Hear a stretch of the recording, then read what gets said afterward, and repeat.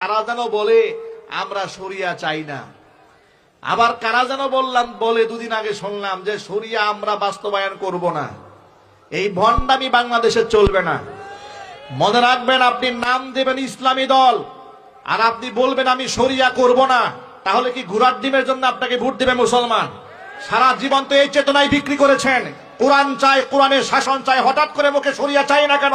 এই ভণ্ডামি বন্ধ করতে হবে বাংলাদেশ থেকে। অবশ্য আপনাকে শরিয়া চাইতে হবে। শরিয়া মানে তো আল্লাহর আইন। আপনি আল্লাহর আইন চান না, তাহলে ঘোড়ার ডিমে রাজনীতি করেন আপনি।